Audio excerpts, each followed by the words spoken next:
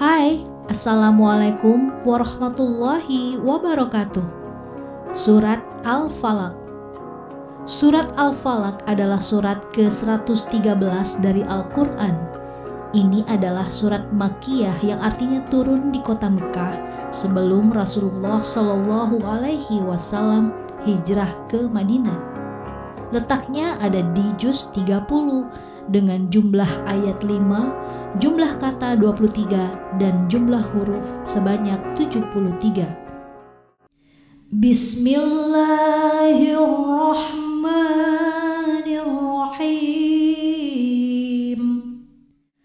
Qul a'udzu birabbil falaq min syarri ma khalaq wa min syarri ghasikin idza waqab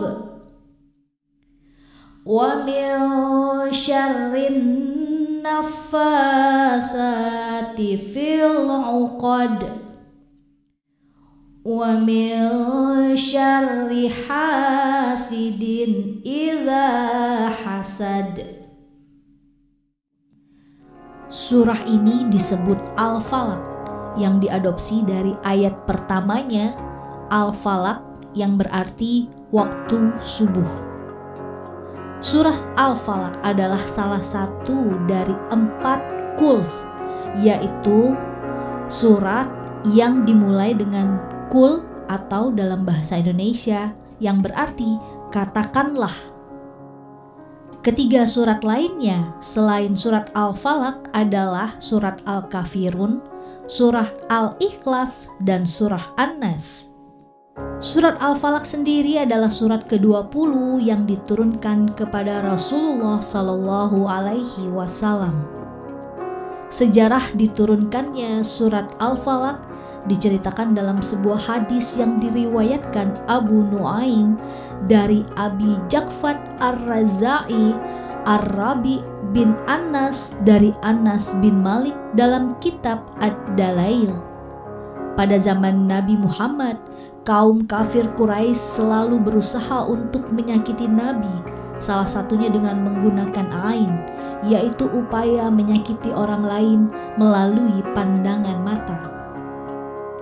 Sebagaimana dalam sebuah hadis riwayat Aisyah, mengutip tafsir Ibnu Katsir jilid 8, ia berkata, Rasulullah Shallallahu Alaihi Wasallam pernah disihir, di mana beliau melihat seakan-akan mendatangi beberapa orang istri, padahal beliau tidak mendatangi mereka. Kemudian Abu Sufyan mengatakan, ini merupakan sihir yang paling parah jika keadaannya seperti itu. Kemudian Nabi Allah bersabda, wahai Aisyah, tahukah engkau bahwa Allah Subhanahu wa Ta'ala telah memfatwakan kepadaku mengenai sesuatu yang dulu engkau pernah meminta fatwa tentangnya? Kemudian Rasulullah melanjutkan, aku telah didatangi oleh 2 orang malaikat.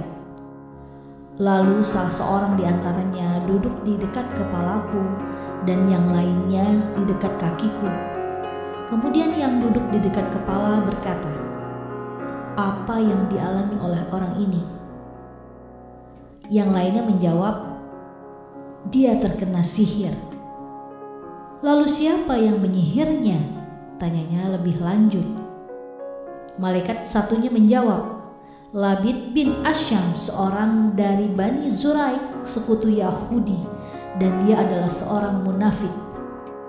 Kemudian malaikat yang satu lagi bertanya, dalam wujud sihir apa itu? Malaikat yang lain menjawab, pada sisir dan bekas rontokan rambut. Lalu di mana semuanya itu berada? Tanya temannya. Malaikat yang satunya menjawab, di kulit mayang kurma jantan yang ada di bawah dasar sumur Zarwan. Kemudian pada pagi harinya Rasulullah Shallallahu Alaihi Wasallam mengutus Ammar bin Yasir serta beberapa sahabat untuk pergi ke sumur tersebut. Sesampainya di sana, mereka melihat air sumur berwarna merah kecoklatan seperti air pacar atau air inai atau air henna.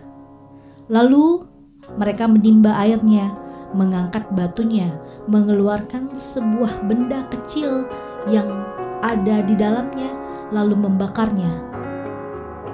Ternyata di dalamnya adalah pelepah kurma yang berisi rambut Rasulullah Shallallahu Alaihi Wasallam, dan di dalamnya juga terdapat beberapa gigi sisir dan 11 simpul tali yang ditusuk jarum.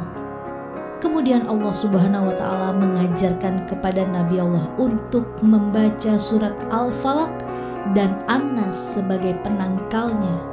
Dan setiap kali Rasulullah membaca satu ayat, maka terurailah satu simpul. Selanjutnya beliau berkata, "Wahai Aisyah, inilah sumur yang pernah diperlihatkan kepadaku. Seakan-akan airnya adalah celupan pacar dan pohon kurmanya seperti kepala syaitan." Dan perawi hadis ini berkata, kemudian beliau mengeluarkannya. Hadis ini riwayat Bukhari pada sahihnya dalam kitab At-Tib. Inti dalam surat ini, Allah Subhanahu wa Ta'ala memerintahkan Rasulullah untuk mencari perlindungan kepada Allah dari setiap kejahatan, terutama dari kejahatan malam yang gelap, kejahatan para penyihir, dan kejahatan orang-orang yang iri. Menurut tafsir Al-Mizan, yaitu salah satu tafsir Quran dalam bahasa Arab yang paling lengkap yang ditulis oleh Sayyid Muhammad Hussein Tabtabai, An-Nafasatil fil Uqad tidak hanya merujuk pada penyihir, tetapi juga siapa saja yang mempraktekkan ilmu sihir. Dan menurut tafsir ini Muna, yaitu tafsir dalam bahasa Persia yang ditulis oleh Ayatullah Makarim Shirazi dan sekelompok penulis selama kurun waktu 15 tahun lamanya, mengatakan bahwa surat Al-Falaq mengajarkan Rasulullah Shallallahu Alaihi Wasallam untuk mencari perlindungan Allah dari setiap kejahatan dan percaya kepada Allah Subhanahu wa Ta'ala. Surat Al-Falaq dan surah An-Nas juga disebut Al-Mu'awwidatain karena dibaca untuk mencari perlindungan. Nama lain surat ini adalah Mu'awwidah yang berasal dari kata kerja awada yang berarti mencari perlindungan. Itulah sebabnya surat Al-Falaq dan surat An-Nas disebut Al-Mu'awwidatain. Kedua surah ini juga disebut Musaqqatain karena dibaca pada saat bahaya. Diriwayatkan dari Rasulullah Shallallahu Alaihi Wasallam bahwa siapapun yang membaca dua surah, yaitu surat An-Nas dan Al-Falaq, adalah seperti seseorang yang telah membaca semua kitab para nabi Allah. Dan diriwayatkan dari Iman Al-Ba'ir bahwa siapapun yang membaca surat Al-Mu'awwidatain dalam 3 rakaat sholat malamnya, maka Allah Subhanahu wa Ta'ala akan menerima doanya. Pada riwayat yang lain, Rasulullah menyebutkan 2 surat Al-Falaq dan An-Nas adalah surat yang paling dicintai di hadapan Allah. Juga dari Rasulullah bahwa siapapun yang membaca surat Al-Ikhlas, surat An-Nas, dan surat Al-Falaq 10 kali setiap malam, itu adalah sebagai tanda bahwa ia telah membaca seluruh Al-Quran dan dosa-dosanya akan dibebaskan seperti ketika pada hari ia dilahirkan. Dan jika ia meninggal pada hari atau pada malam itu, maka ia mati syahid.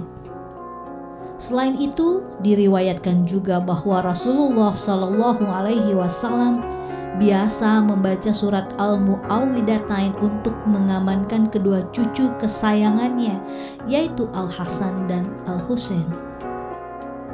Dari Aisyah radhiyallahu an tentang kebiasaan Rasulullah Shallallahu Alaihi Wasallam membaca 3 surat sebelum tidur, yaitu Al-Ikhlas, Al-Falaq, dan An-Nas. Bahwasanya Nabi Muhammad Shallallahu Alaihi Wasallam apabila pergi ke tempat tidur setiap malam, maka beliau mengumpulkan kedua telapak tangannya, kemudian meniupkan dalam terbukanya dan membaca surat Al-Ikhlas, Al-Falaq, dan surah An-Nas. Kemudian dengan kedua telapak tangan itu beliau mengusap tubuhnya, dimulai dari kepala dan wajah serta anggota tubuh lainnya. Dan beliau melakukan hal ini sebanyak 3 kali. Hadis riwayat Al-Bukhari. Nabi Muhammad Shallallahu Alaihi Wasallam bersabda, "Wahai Ibnu Abbas, maukah kamu aku tunjukkan sesuatu yang paling baik digunakan untuk berlindung?" Ibnu Abbas menjawab, "Iya wahai Rasulullah." Kemudian Rasulullah pun bersabda, "Qul a'udzu birabbil falaq" dan "Qul a'udzu birabbin nas", kedua surah ini. Hadis riwayat An-Nasa'i. Seorang muslim sebenarnya boleh saja meminta bantuan pihak selain Allah Subhanahu wa Ta'ala, tetapi ia harus menyadari bahwa hakikat pemberi pertolongan hanyalah Allah semata. Adapun yang lainnya cuma sebagai perantara atau sarana yang Allah ciptakan untuk membantu dan melindungi orang tersebut. Mengenai hal ini, Nabi Muhammad Shallallahu Alaihi Wasallam pernah menuturkan kepada Ibnu Abbas yang tengah berjalan di belakang beliau, "Hai anak, kuajarkan kepadamu beberapa kalimat. Peliharalah, perhatikanlah tuntunan Allah Subhanahu wa Ta'ala. Niscaya Allah memperhatikanmu. Peliharalah tuntunan Allah Subhanahu wa Ta'ala. Niscaya engkau akan mendapatkannya selalu di hadapanmu. Apabila engkau bermohon, mohonlah kepada Allah Subhanahu wa Ta'ala. Apabila engkau meminta bantuan, mintalah kepada Allah Subhanahu wa Ta'ala. Ketahuilah bahwa bila seandainya makhluk berkumpul untuk memberimu suatu manfaat, mereka tidak akan mampu memberimu kecuali apa yang telah ditetapkan Allah bagimu. Dan seandainya mereka berkumpul untuk menimpakan sesuatu kepadamu, hal yang mudarat, mereka tidak akan mampu menimpakannya atasmu kecuali apa yang telah ditetapkan Allah Subhanahu wa Ta'ala. Pena telah diangkat dan lembaran telah kering." Hadis riwayat Tirmizi. Sekian dulu pembahasan kali ini. Sampai jumpa. Wassalamualaikum warahmatullahi wabarakatuh.